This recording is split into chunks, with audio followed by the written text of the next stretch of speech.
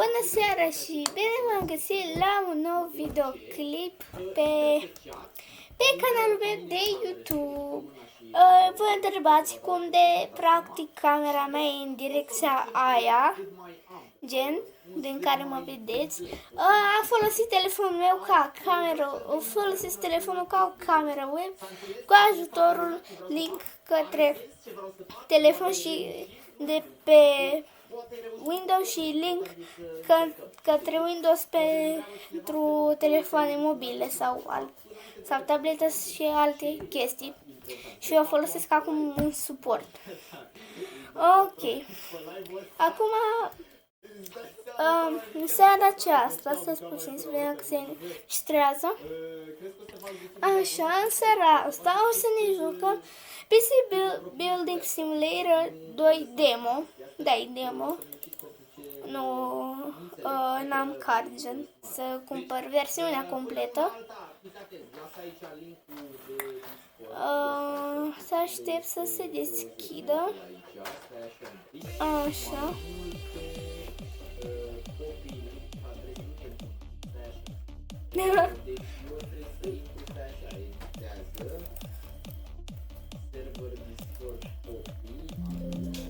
Ia să spun să intru. Așa.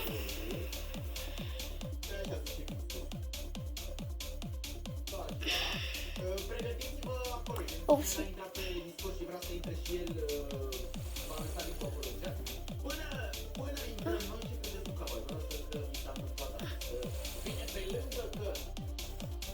Nu știu cum să-mi pun telefonul.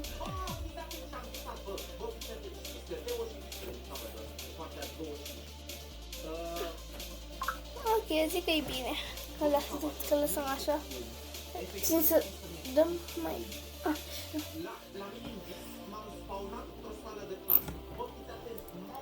Ok, acum hai să ne lua de game, că mai am jucat. Gen, eu chiar mai am jucat. Și să dăm save one.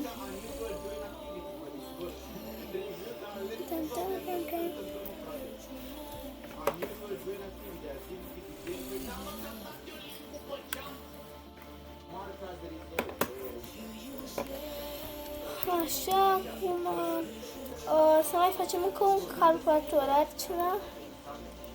E totul ok, dar nu am puțin să mișc webcam-ul. Nu, gata.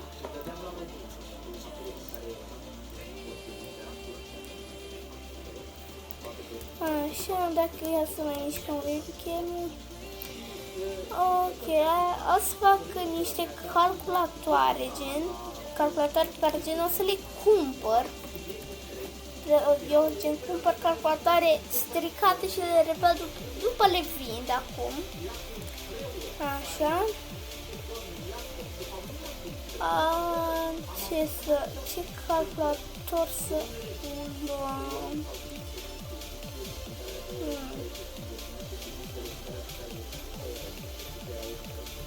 Hai că le-am pe acesta. Bye. Ok. Așa și acum o să mă duc să iau calculatorul. Foarte mișto. Ok, să mergem la masa. Oh. Da, n-ai problemă dacă l-ai și aici.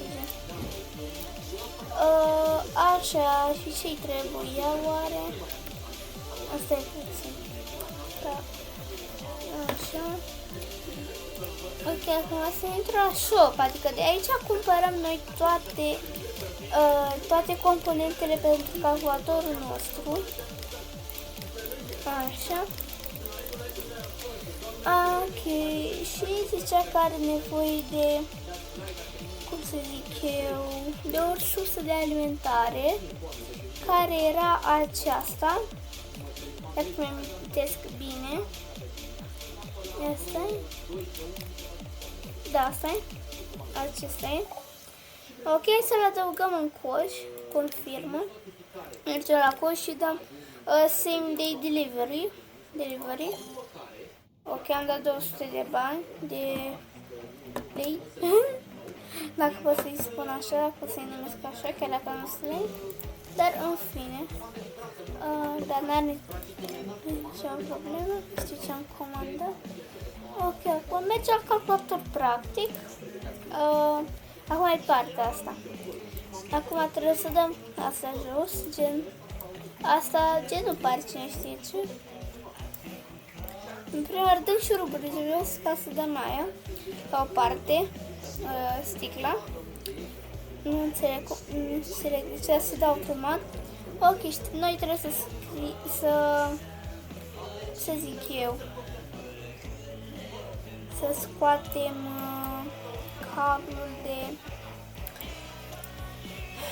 cablurile, adică de care e de la, care vine de la, ce zic eu, de la alimentare. Nu poți da șuruburile alea jos. Nu. De asta cred că trebuie să dau și asta jos, să-i fază. Că ne arată și aici cu portocaliu. Și presupun că trebuie să dau jos. Ok, mai e doar un cablu care duce acolo. Așa, acum să scot ăsta. Ok, deci aparatul ăsta se prinde direct cu șuruburi, gen. Da, să scuzați, ce scriu acum, să fac puțin cam să spun. Așa. Și cum să zic. Și gen, aici practic, gen, știu, astea sunt prise direct pe calculator, gen nu e ceva, o piesă care să țină asta, e direct de la ăla, de la sursa de alimentare. Cum mergem aici, power supplies, este ce? Aici mi-a arătat tot, în fine, la power supplies, îl luăm pe, îl vinde cu $3, nu știu ce ar face cineva, ce face cineva cu... Bine, în realitate nu știu ce poți să fac, ce poți să faci din, practic, ceva stricat, gen, din componentă la calculator stricată, habar nu ce poți să faci cu ea. Dar presupun că, da, nu știu ce, dar se vinde. Dar, în fine, acum hai să instalăm toate cablurile. Chiar nu e greu deloc acest joc, este foarte, foarte simplu. Doar că trebuie să fii concentrat și să-ți dai seama că, gen, eu acum, gen, că trebuia mai de mult, acum câteva ore, gen, eu trebuia să schimb RAM-ul, că la câteva ore când m-am jucat, gen, trebuia să schimb RAM-ul și, gen, eu nu realizasem că eu luaseră un RAM care, gen, era bun și nu-l luaseră pe ăla stricat, gen, și după mi-am dat seama.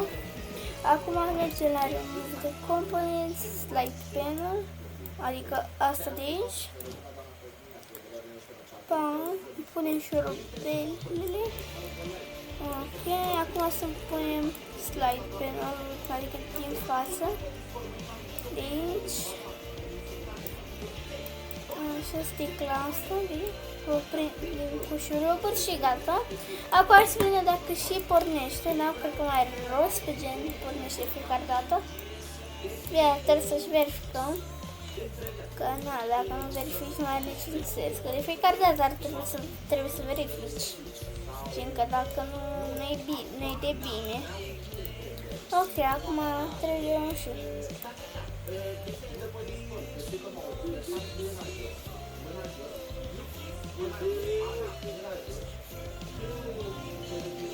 Ok, calculatorul a pornit, am stins și să scot cablurile ca în viața reală. Așa. Ok, acum zice not plug-in. Dar doar ca să testezi, bine, depinde și dacă vrei să-l testezi, dar recomand să-l testați. Deci ce de le testezi mereu, ca să fii sigur că gen funcționează corespunzător.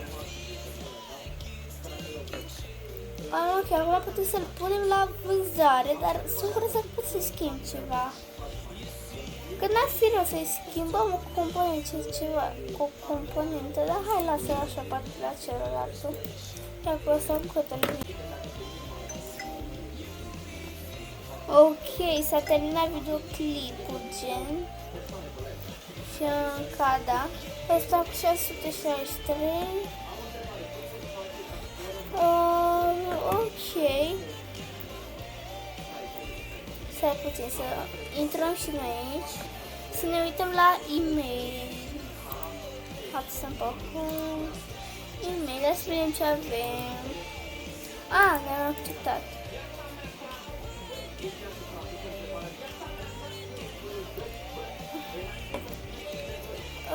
Ok, mai întâi sau hai să terminăm ziua asta.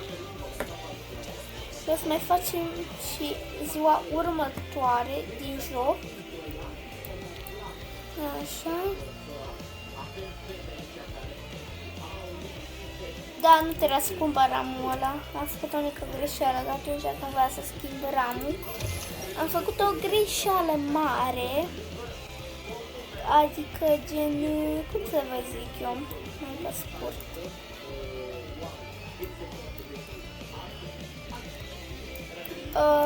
Cum să zic? Gen, am vrut să comand ramul în aceea zi și am uitat să mai setez. Gen, da, dar totuși pot să îl vin. Ram, ok, se vinde, bla bla bla, ok, ce trebuie la ăsta, ce vrea? Upgrade, mergem aici, ce vrea? Oh my god, ok, vrea 2000 de giga, adică 2 tera de memorie. Hai să vedem, hai să caut. Așa, continue shopping. Acum la storage de 2000, adică gen ăsta e, că gen SSD nu e, doar ăsta. Ok, mergem la ăsta. Acesta primul, confirmă.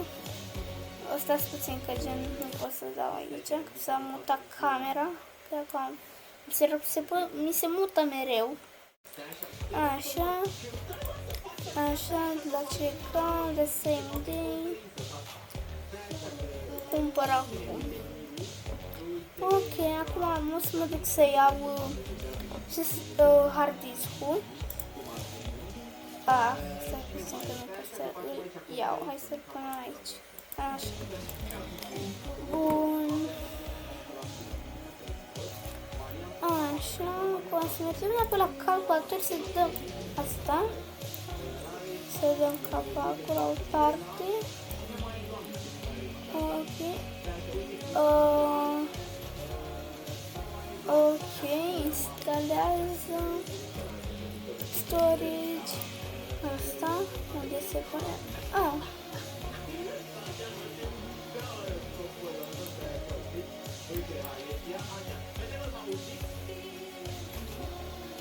Asta puțin că... Gata. Instalează. Și acum cablurile să le punem foarte frumos. Ok, atât. Acum să punem înapoi partea din față, partea din sticla, partea din carcasă și acum hai să conectăm cablurile, să vedem dacă funcționează.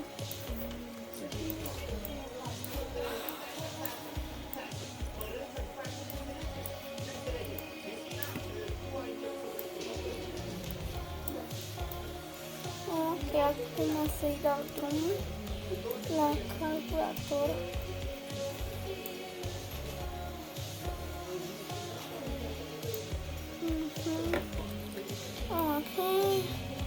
Ok, merge. Acum hai să luăm cu partea cea realistică. Are ceva dacă mă duc să-l vând? Nu știu dacă mă duc să-l vând. Pare pot? Dar că o să-i doar între zice, nu o să vând calculatorul de la client. Vreau doar să văd dacă merge să-l pun. Da, nu merge. Ok, mai întâi să facem asta, după le dăm accept la celălalt și după mai facem niște calculatoare stricate, dacă ele mai facem și upgrade-uri, să le facem mai bune, gen pentru bani, ca să avem bani mai mulți. Cam de aia. Oh, stai, nu la pentru asta. E customize, ce vrea? Ok, un sticker cu burger. Asta puțin. Să dau asta la o parte.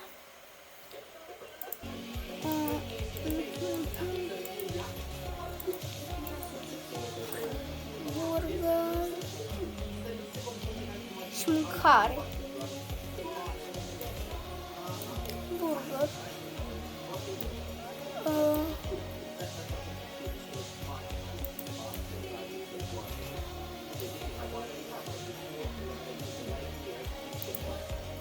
Am văzut două.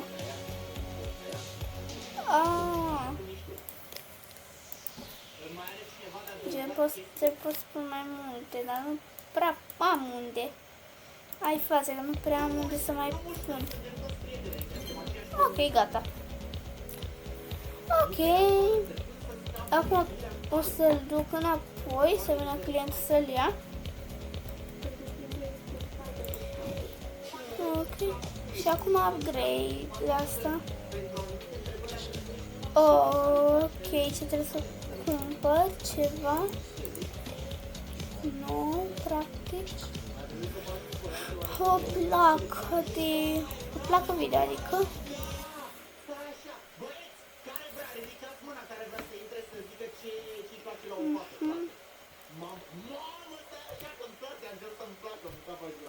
Stai puțin, da. Așa. Continue shopping, verificare. Hai să vedem dacă o să găsesc. Era 1600 sau 1050 sau 1060. Ia stai, mă, ce era că... Uit mereu.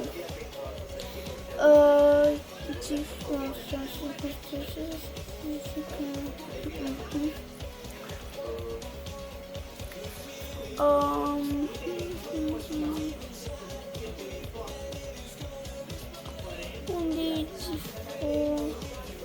Nu am găsit încă.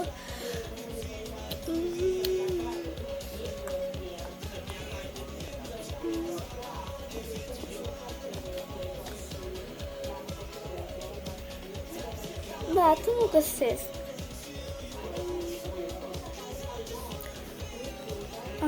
Stai, mă, leacă. GeForce.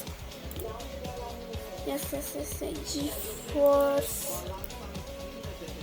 GeForce GTX 1600.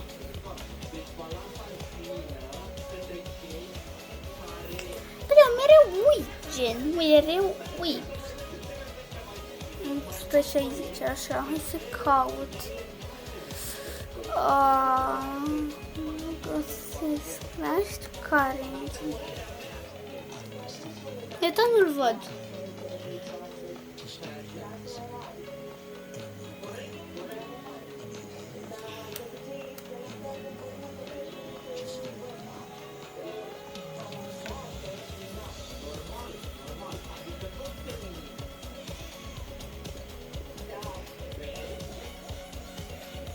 Și cât giga avea? 6, asta e, cred că asta e. 100% asta e. Asta e 100%, n-are cum să fie ăla. E imposibil să-mi fie ăla. Stai puțin că nu merge. Așa. Install GeForce. Ok.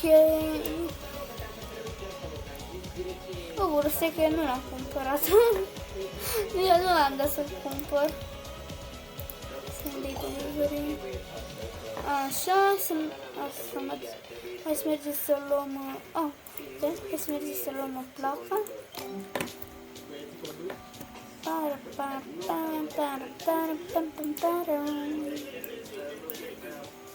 Îți dau capacul să-l o parte. Mă, bă, cât de asta e... Mi s-a terminat iar filmarea, gen.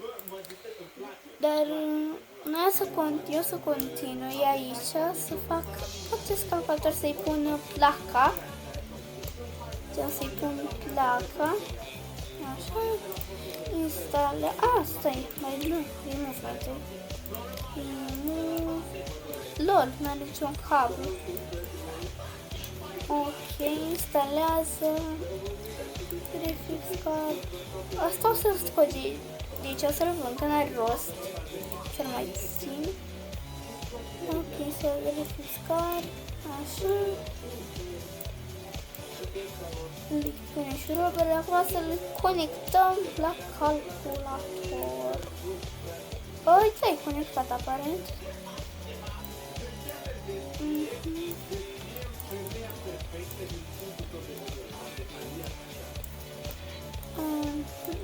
Să conectăm și asta.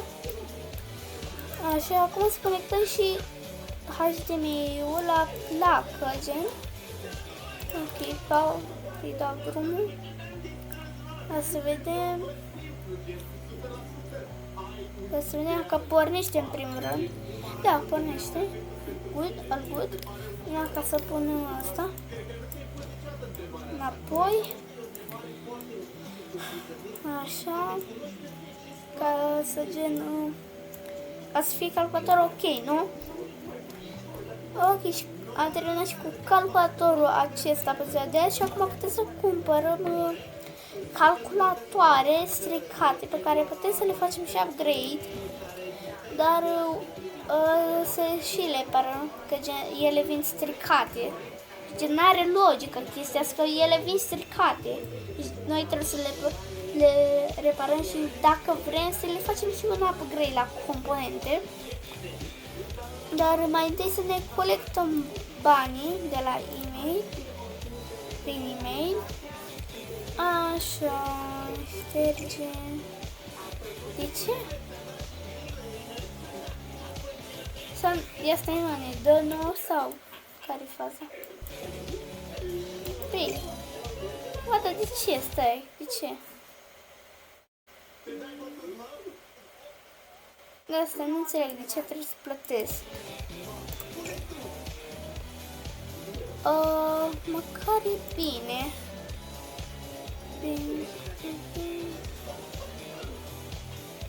Ia stai, bine.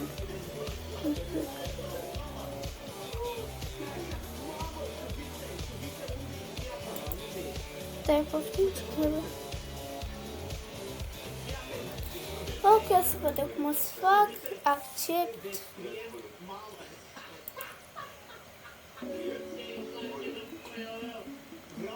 Ok, nu știu cum să-i fac pe lume. Pentru prima oară, gen, când fac chestia asta. O să mai mă. Collect.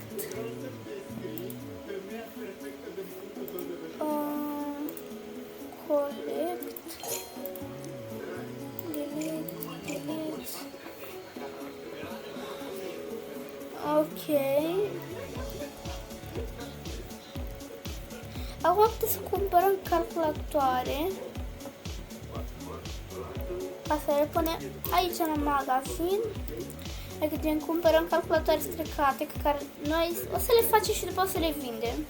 Dacă vrem le și upgradăm. Oh!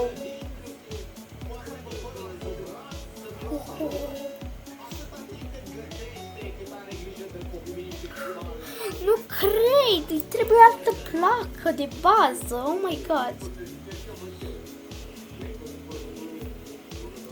Ok, continue shopping. Hai să cumpăr ăsta totuși.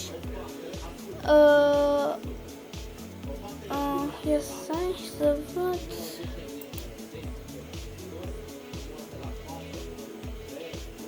Da, asta e. Ok, stai. Asta e că mai te trebuie să cumpăr calculatorul. Oi, că dacă aici avem ceva de lucrat, nu glumă. Cycle. Cred că am reciclatare sau ceva. Ok, la ăsta logic. confirmă. Ok, acum hai să cumpărăm. Așa, the same day delivery. Ok, esc. Așa. Acum am dus să iau calculator, practic, și placă de bază care cred că o să îmi dea bătăi de cap. Dar presupun că o să ia ceva bani. Măcar sper că o să iau măcar 1000 de dolari pe PC-ul ăsta. Oh my God, trebuie tot practic să cumpăr. Gen, trebuie să scot absolut tot. Nu mai zic nimic că e prăfuit. Ok, stai. LOL, mi-a dat asta de cloni. Wow. Ok. Mișto, dar mai întâi să dăm aerul ăsta afară. Și oh my God, după trebuie să instalăm componentă. Oh my God. Dar o să fie ușor. O să fie ușor. Acum trebuie să-i dăm remove la tot, practic. Practic la tot trebuie să-i dau remove. Cred că și la asta gen trebuie să-i dau. Să scot tot de pe el. Asta nu e partea de sus. Așa, asta să scot tot. Gen, n-are niciun sens cum le mai scot. Remove. Nu remove. Așa, i-am dat remove. Asta e să scot și RAM-ul. O să scot și RAM-ul. Mă concentrez aici. Nu pot. Așa. Ok, acum pot să iau RAM-ul. Nu pot.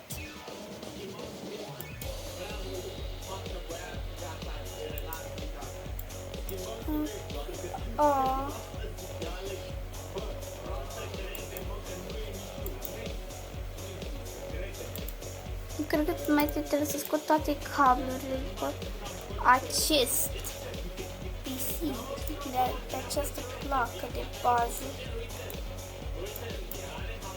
De asta mă, că gen, eu trebuie să scot, nu. Eu trebuie să scot RAM-ul, dar nu merge. Nu mă las să scot RAM-ul, sau nu e RAM? Nu e RAM, mai faza. Ok, am înțeles atunci. Trebuie să scot aproape toți. Dar totuși o să fie ușor să și asamblez. Sper că am o placă de bază bună. Nu vreau să mă porc. Mai trebuie ceva? What?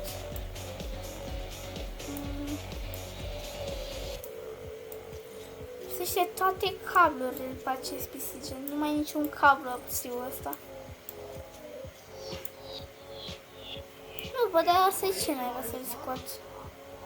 N-are niciun sens, gen. Ok, acum o să scot placa. Să o vând. Să o punem pe cea nouă.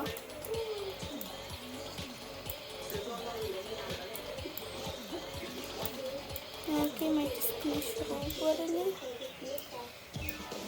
De aici. Dar nu am pus pe ăla. Încă nu l-am pus pe ăsta. Așa, acum să le prind pe placă.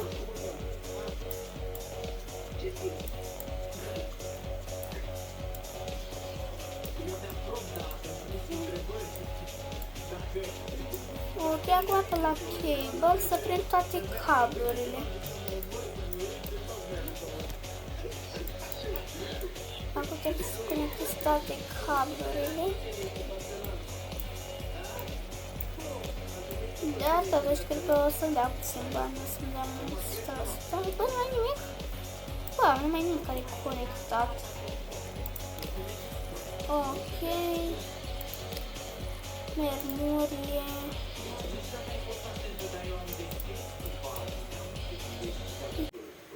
Ok, nu înțeleg de ce nu merge să instalez RAM-ul. De puțin. Instalează, dar nu merge. Trebuie să deschid astea. Wow, ok, mișto. Ok. Acum să punem placa.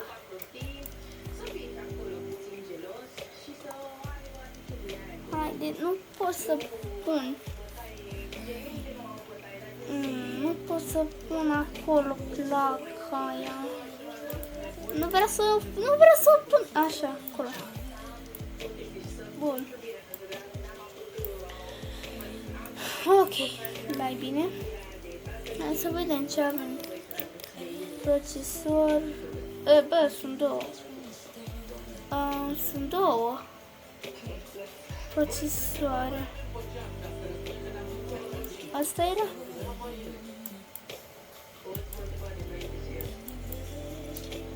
Bă, sper că asta era.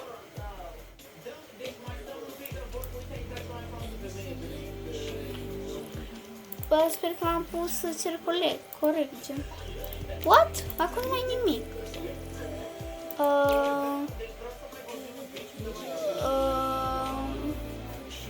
Sper că sunt ciudat. Dar în fine, să intrăm aici și spunem pasta. Spunem aici pasta pe procesor. Ok, am pus suficient. Acum să instalăm cooler-ul, desigur că la orice calculator trebuie cooler instalat pe procesor. Eu îl las așa. La cablu. Bun. Și la placă. Așa, instalează să vedem. Storage. Ok. Ok, deci... Ok, a fost ușor, aparent.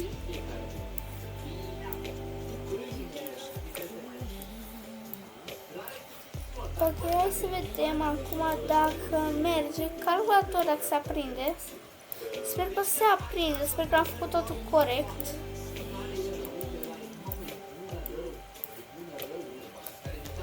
Ok, trebuie și...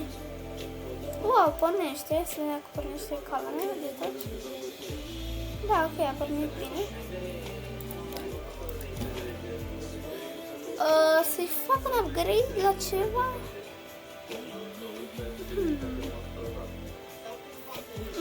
Hai mai bine, nu? Hai să vedem ce preț luăm pe ăsta. 666. Ok. 666. Ceva normal, nu? E normal să fie un preț 666. În fine. Pardon.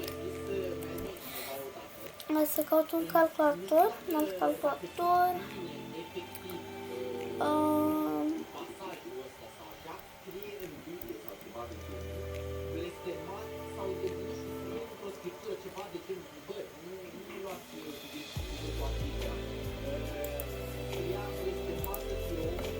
Ok, acum la grafică. Ok, și ele ce-au pușen.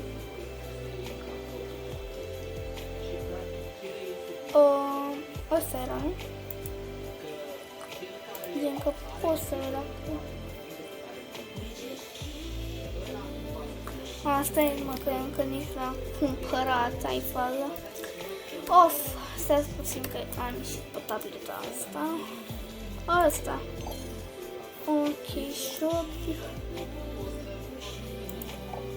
Nu, asta.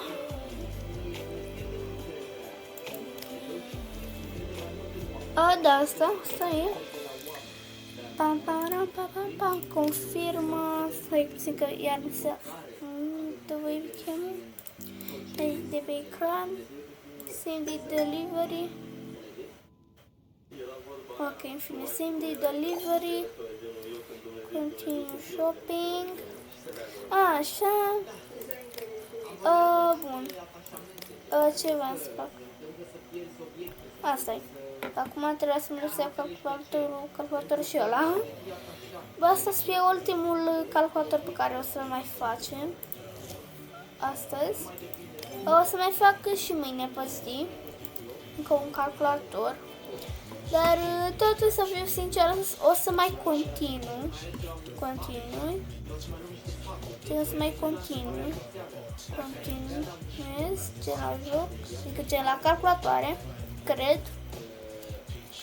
Și da, să mă sperați. Ok, hai să scoatem capacul. Scoatem capacul, minunatul de capac. Ok, și să schimbăm placa. Asta e că e strecată, mă. Acum mi-am dat seama, gen... Emitită să scot cablul. Ok. Hai să scoatem și ăsta și placa. Să zic eu. Nu știu, am și uitat chestia. Ok.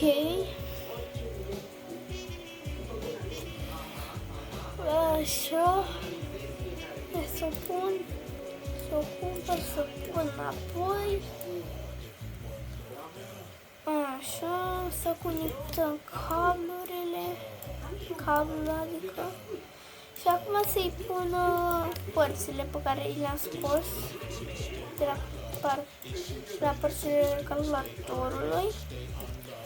Așa, intrăm iar, punem slide panel-ul.